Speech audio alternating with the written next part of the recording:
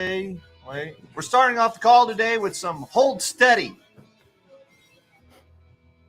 I saw them on Billions, the TV show, and liked the song they did on there.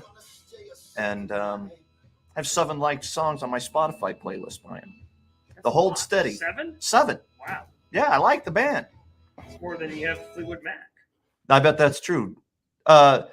We are here. Welcome to the SKTLs Space Crypto Call. I'm Cody Willard. That's American Badass. This is Bryce Smith.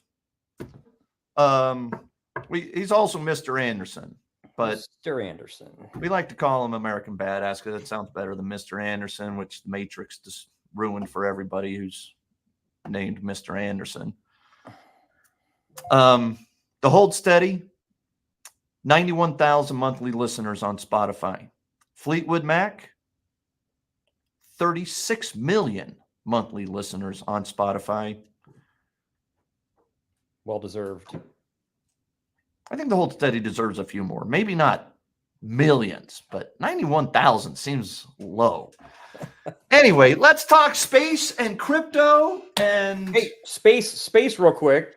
The large, dealing with SKTLs, space debris, space junk. The largest piece of space debris junk has been located, and it somehow attached itself to the ISS. What? The Boeing Starliner space. Oh, Sorry. Ladies and gentlemen, Mr. Anderson. Yes. Don't no applause, just throw money. Nailing it here. That was well played. Well played. I literally was going to Google largest piece of space debris. And I was like, that doesn't make any sense. It does. That's hilarious. So I do believe for the last 6 or 7 weeks, however long, the day they took off on that Boeing Starliner with the leaky helium valves, we all said they're not coming back on that thing. They're going to have to figure out another way to get these boys home. And I'm sticking by that. It sure looks like it's gone from about a 10% chance I would be right to about a 90% chance I would be right. Yes. The calculus doesn't work that the NASA and Biden administration people would go, you know what's a good risk reward scenario here? Boeing's got a lot of political clout. We should totally risk 2 astronauts' lives in a leaky spaceship that needs to go through the atmosphere to get back to Earth on a reentry. The calculus doesn't work. They're going to go, how about this? Let's call that guy Elon, who hates us and whom we hate, and ask him if he can save the day. And that sucks for Biden and, well, just pretty much, I guess, for Biden. Yeah, and he's going to be able to, and he's going to charge Boeing whatever he wants to go.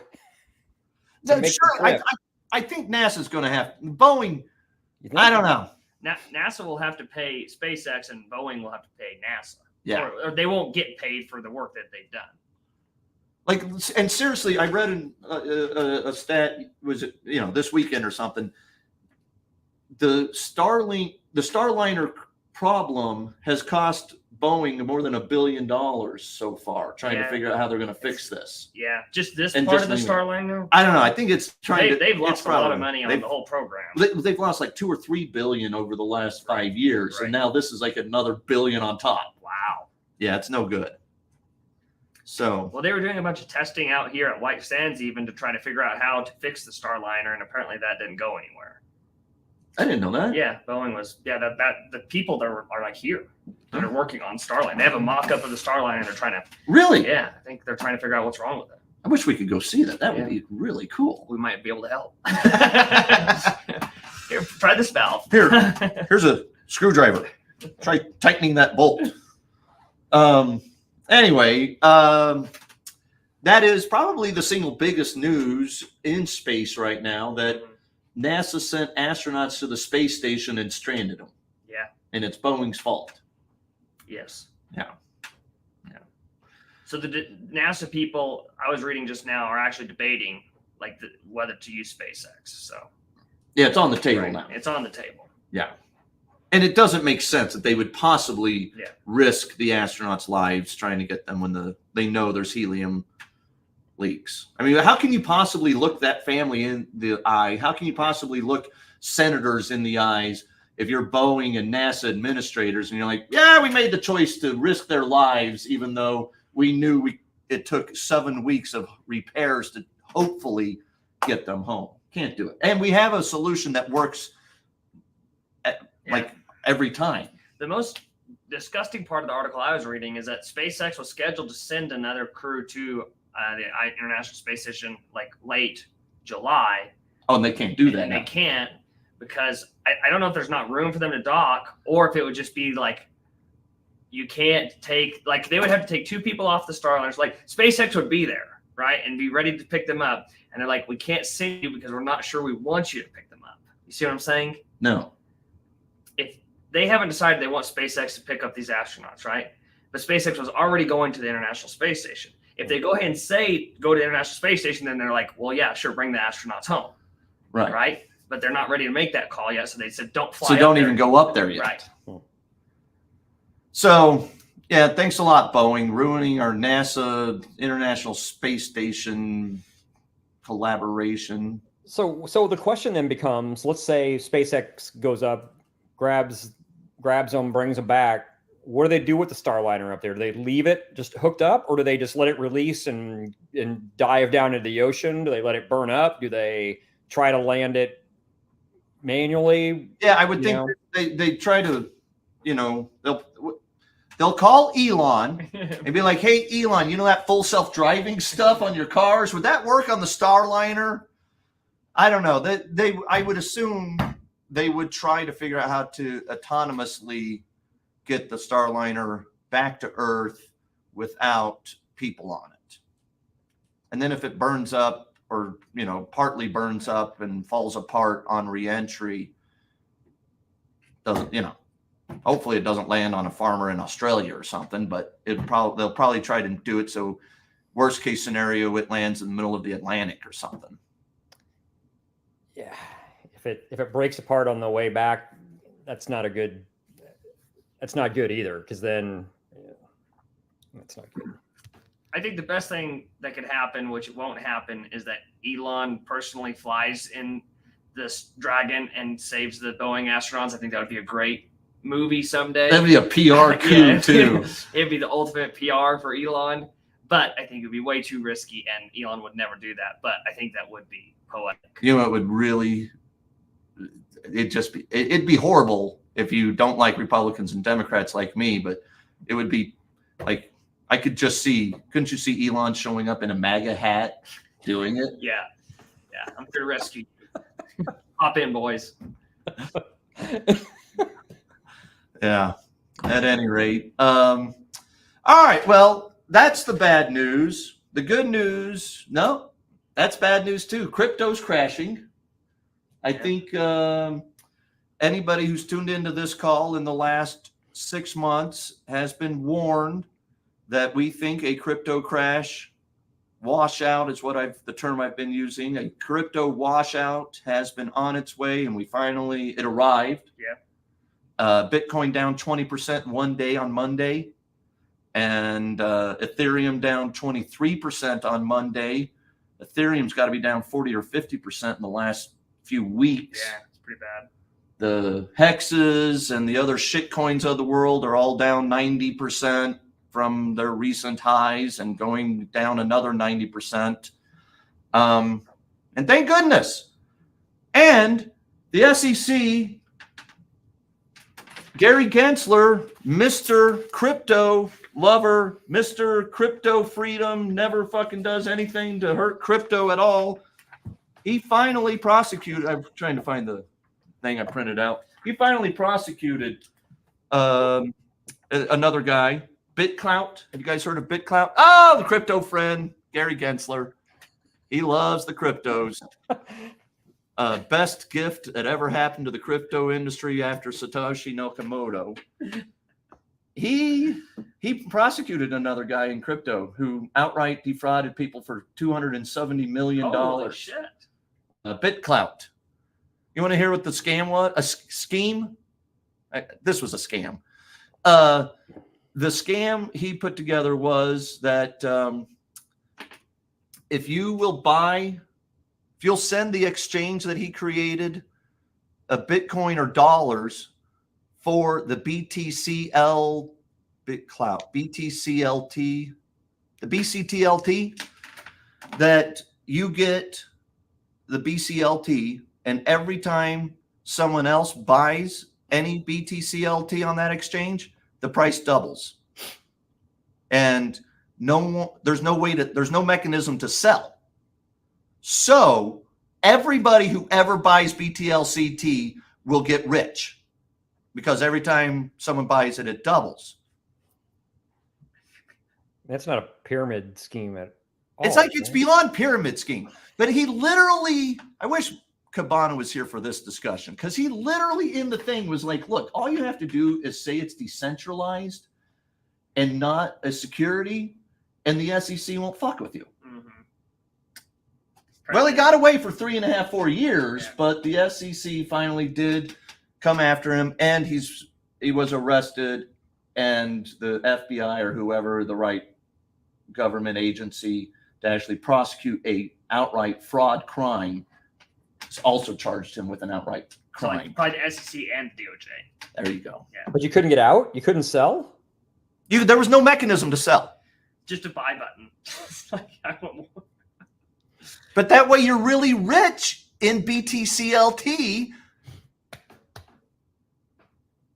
If you don't need to convert it back to real money, I don't know. But seriously, that's how dumb most of these crypto ideas are. Hex is another one that I've always been like, so wait, there's an infinite amount of Hex in the world. And if you will buy Hex, but stake it back to the company and promise not to sell it for 10 years, we'll give you more of that infinite pool every year. The example I always gave my wife is like, look, if you have a desert of sand and you're like, hey, man, I got a bucket of sand right here for you. If you'll give me $100, I'll give you this bucket of sand. And while your money market or CD account only gives you 4%, maybe 5% annualized interest payments, if you will give me your money and then let me hold the sand for you, I'll give you 40% more sand at the end of every year for the next 10 years. And you're going to have a lot of sand. What's the value of sand? Very little. It is not an accepted currency from the Saudi Arabian petrodollar or at the 7-Eleven or the bodega or anywhere else. If you're a 3-year-old and you want a sandbox, it's pretty valuable. Now, there you go. Those are the people that bought Hex. That is correct. So stay away from shit coins would be my advice. If you're going to buy something besides Bitcoin, maybe Ethereum, Dogecoin, those are it. Skytles. It's actually not a security. Oh, yeah, by the way, the guy who launched the BitClout thing, he kept 2 million tokens for himself. So he was worth billions at the top. Jeez. Because there's no way to sell. Yeah. But he had an out. He did convert money into money. I'll say he had to have. He was living high on the hog for 3.5 years, right? Somehow. Yeah. He deposited $13 million into a brokerage account. And when the broker called him up and said, where'd this money come from? He was like, some relatives of mine in Botswana inherited billions, and they gave me a little bit. So the SEC was like, yeah, that's not true. Seems legit. Not true at all. I had a question on the Trading with Cody chat today that we should hit on also. The question was, Cody, it seems like there are a lot of positive catalysts for Bitcoin longer term. You said yesterday you're still cautious near term as there may be another leg down in crypto. Over the course of the next 12 to 18 months, what are your expectations for Bitcoin? And what do you think the probability of the U.S. building its own Bitcoin reserve is? And I said, I think Bitcoin will probably trade between 45,000 to 75,000 for the next 12 to 18 months, maybe breaking out to 100,000 plus by the end, though. As for the Bitcoin reserve, if the Republican Democrat corrupt government of the United States of America actually created a Bitcoin reserve fund, I would probably get the hell out of all my Bitcoin, some of which I have owned for more than a decade. I mean, the reason the U.S. has an oil reserve fund is to blunt some of the volatility for consumers and businesses when oil spikes, and to help oil companies sell oil when oil crashes. And mostly to make sure we have means of fighting wars with oil and gas just in case. What would possibly be the purpose of the Republican Democrat corrupt bureaucracies having any power in the Bitcoin market? F that. I said F that. I think everybody knew what I meant by F that. Yeah, I think so. Yeah, that seems like the worst idea ever. Let's let a central government, like the central bank itself, the United States Federal Reserve, what is their purpose in existing? To fuck with the dollar And interest rates, and thereby the dollar.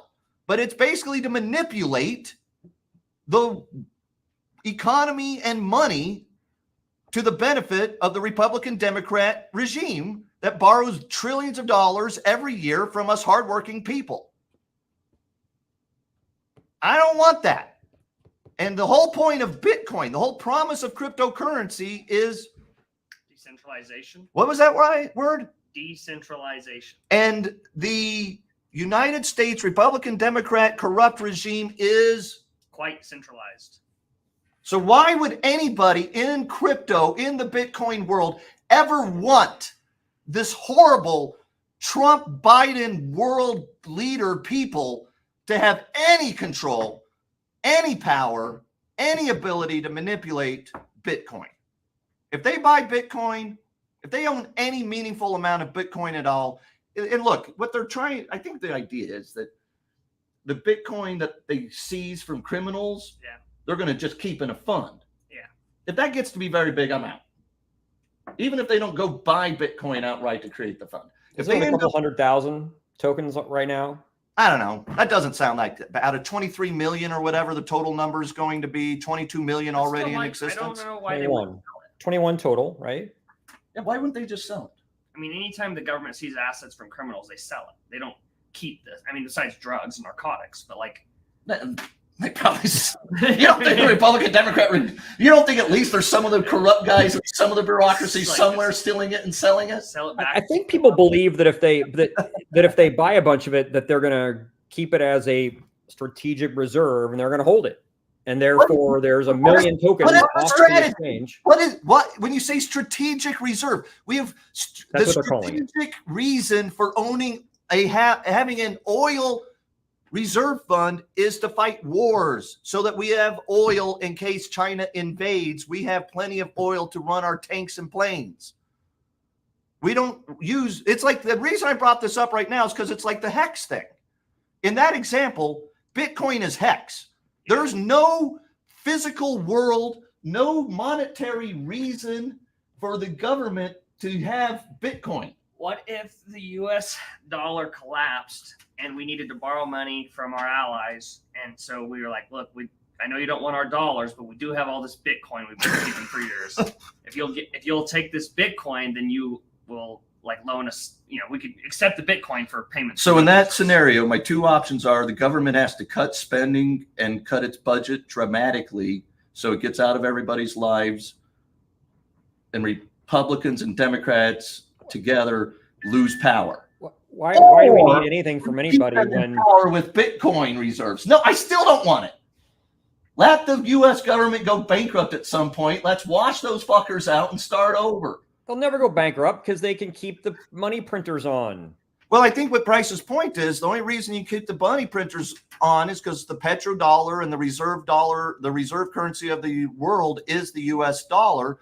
But there is a scenario, an unlikely, but a scenario in the next 5 to 10 years where the U.S. dollar is no longer accepted by Saudi Arabia, Russia, China, or anyone else, and they don't buy oil with dollars. They don't sell oil with accepting dollars, and they all move to either Bitcoin or another fiat currency, or frankly, another cryptocurrency. I don't need the government having any more power. That the miracle of the United States is the fact that the guys who started the country had the ability to give themselves complete power and set up a constitution that's entire premise is limiting their power. And that's the reason the United States has prospered for as long as it has. All power from government corrupts. It always does. And the Republicans are just as bad as the Democrats, even though they pretend they're for free markets. They never are. They pretend they don't want to borrow trillions, but they always do. Even Trump was like, oh, the Federal Reserve, I'm not a fan of it. And then he keeps Powell. And then he gets a Goldman Sachs banker to be his Treasury Secretary. Give me a break. He's part of the system. He is the deep state. I'm reading a book about the Cold War and George Marshall. He's a general in World War II, Secretary of State during Truman. He said, there's a tyrant in all of us. And he's like we fought tyrants, but now we're in control. And he's like, now we're doing things that are like tyrant-like because we're trying to beat the Soviets now, And you fast forward to 2024, and we still do, the CIA is still, crap, was I supposed to say that on a Zoom call? Shit.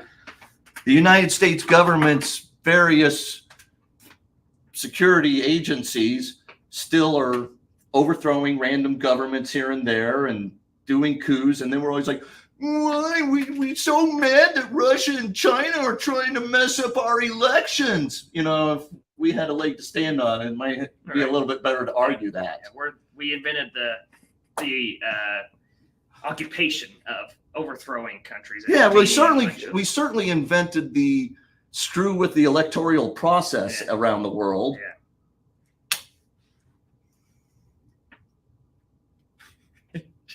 Mr. Anderson, are you either Republican or Democrat? You don't have to say which. I like things to be somewhat moderate, but I'm gonna venture to say I'm definitely more to the right than to the left. But again, that you didn't answer the question, because Republicans are not right, Democrats are not left. They all pretend they're something, but they're just corrupt financier, manipulator, bombing. I don't trust any of them, but he's voting for Trump. Yeah, I'm not voting for. Yes. Fair enough. I'm not voting for either one. I never will. I will never vote for a Republican or a Democrat so long as I shall live. I want my votes to count. The only way your vote counts is if you don't vote for Republicans or Democrats. But this is about crypto and space. So let's get back to some space news. I'm going to share the screen. We'll run over some space news real quick. Where's Cabana been? Where's Cabana? He'll come back if Hex ever bounces. Now, I don't know. I'll ask him. Cabana's a good dude. Miss him on these calls. I asked D'Angelo Rossi and Greg Ammo if they could join today, but I asked them at 2:01 as the call was starting. So that was sort of my bad. Let's see. What do we got here, Bryce? We got Spanish defense. That is not meaningful. Nobody cares. Like, seriously, I didn't even know Spain had defense contractors. They don't defend themselves. We do. Yeah. You're welcome, Spain. Yeah. Here's a sponsored post. That's not going to be helpful either. Let's look at some advertisements. Holy shit. All right. Well, not much good space news right now. Like Firefly signs a launch agreement with L3 Terrace. That is something, actually. Firefly is a startup, but we spoke to their CEO a couple times, did we not, Bryce? No, that was probably before me. Probably before Bryce. I met that guy. So they're going to 20 launches for L3 Terrace. But that's also a promise. Like, Firefly's not launching, but maybe in 2027 to 2031, maybe in 3 years, Firefly can deliver some elves. Dan was telling us 2 weeks ago that Firefly was who launched their satellite for freefall, and they messed it up. Were you there for that? I did. I was not there for that, but I do remember reading that. Yeah. And so it got the freefall. Dan, I don't think he's been back since then. to give us an update because he told us that the Freefall satellite was like stuck inside the Firefly rocket. It didn't come out of the fairing, and like they were trying to get it out, and it was literally stuck. Like seriously, this is where like I'm with everyone else that I'm like sick to death of Elon Musk tweeting and talking about trans or race or whatever the hell he's always mad about. And even when I agree with him, I'm like, just shut the fuck up, dude. Like, I don't need your opinion on every topic under the sun that's going to alienate somebody. That being said, how amazing is SpaceX being able to do all of the launching, the astronaut deliveries, the Starlink satellites? I mean, remember it was a month ago, they actually failed on one of their satellite launches, and it was shocking. And they still almost recovered the satellites. I'm not even sure if they did. I don't think we know, They had a backup thruster thing to try to get them into orbit. And meanwhile, Firefly, Relativity, Astra, Virgin, there's probably 10 or 12 startup wannabe launch companies, none of which have successfully done launches. At least, Astra had one successful launch and then 4 failures and went bankrupt. Yeah, I mean, what happened to all this space tourism stuff? Where's Bezos? We know where Blue Origin, that's another one, right? Like Blue Origin blew up one of their rocket ships 18 months ago, and nothing since. And Virgin Galactic is going bankrupt. I mean, they don't have enough money to get to the other side. No. So, space tourism will happen when SpaceX enables it. That's probably the answer. Firefly's not trying to do space tourism. It's trying to deliver satellites for L3 or Freefall. Free falling. Did you mention Rocket Lab? Rocket Lab, I don't know if I said it out loud, but I thought it. Rocket Lab is the only other space company that repeatedly successfully gets satellites, no people, into orbit, into outer space. And they've got a new rocket they're developing called Neutron. Yeah, Neutron. Doing the Neutron dance. It's my reference right there, American Badass. Who's saying Neutron dance? I'm on it. I'm not going to sing it, but I get Pointer Sisters. Pointer Sisters, man. Come on. Yeah, Beverly Hills Cop. Holy shit, that's right. That movie comes from Beverly Hills Cop, huh? I mean, that song, yeah. Good. I don't know if it comes from the movie, but it was in the movie. I bet it came from the movie. I mean, that's about the right time that song came out. At any rate, Axel Foley is just kidding. That's Beverly Hills. He's Cop. back. I watched it. I haven't seen it yet. I watched the 4th one on Netflix a couple weekends ago. It's all right. It's fine. Anyway, Rocket Lab's trying to get another rocket into space, and we don't know if they're going to pull that off either. They got to figure that out still. They haven't even done a test launch. Yeah. If anybody has the time, you should go watch the Everyday Astronauts tour of the SpaceX manufacturing facility. It came out like a month ago, and he walked through it with Elon, and you get to see the full scale of the manufacturing that's happening at SpaceX now. And when you see that, at least on YouTube, you can like appreciate how difficult it is and how hard, the reason that no other company has been able to do what SpaceX does, because like the scale of what they're doing and the amount of people required and the technical ability that's needed, like you really get a good feel for that just by looking at their manufacturing facilities. Like it's a full scale. I mean, it's a $200 billion company, and there's a good reason that it has that kind of valuation, because what they're doing is truly incredible. What was it called again, Bryce? Everyday Astronaut. He's a YouTuber. Oh. And he's done a few interviews with Elon over the years. And they're always good. Like he knows his stuff. Like he might be an engineer by trade. Yeah, something like that. And he knows a lot about space and space travel and engineering. And he always asks Elon interesting questions.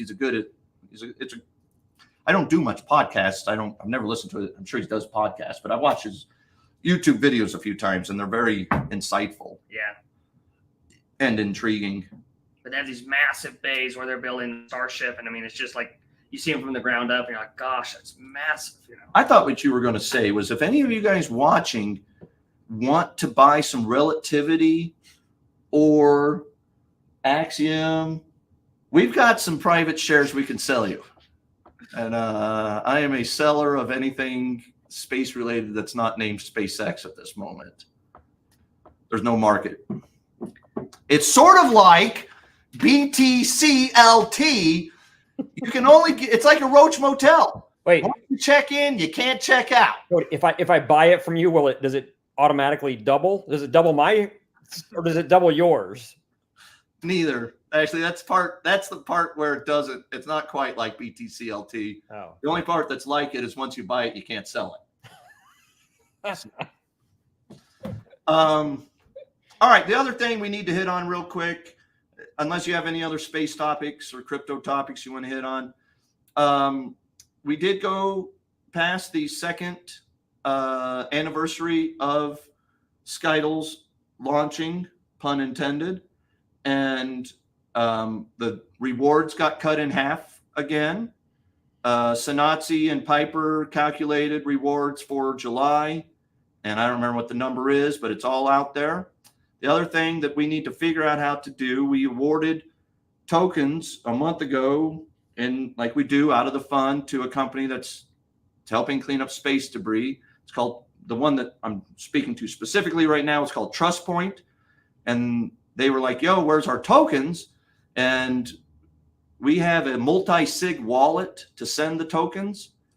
And I need to get together with Daniel and figure out how do I think he needs one more signature or maybe two more signatures. So we need to figure out how to either get you on the signature wallet going forward, and or I need to get on there. We need to figure out how to get the tokens sent out. So that is, just something we got to work through to get the tokens to the guys who are going to use those funds to clean up space debris, Right. which is the whole point of why we created this token. And that'll be about the gist of today's call, unless Bryce has last words. Don't make up a word. We think we should get another Starship launch soon. So keep an eye out for that. That's exciting. When, the next 3 weeks or 3 months? Yeah, they're just waiting on the FAA license, I think. So yeah, next 3 weeks, say the next month. Hope they don't kill any birds. Yeah. That being said, one of my dogs killed 2 pigeons. Happens. American Badass, you want a last word? I got no words. How about peace, love, and space? Peace, love, and space. All right. Thanks, everybody. See you in a week. We'll come back here at the same time, same bat channel, same badass channel. See you there. See you later. Thanks, Mr. Anderson.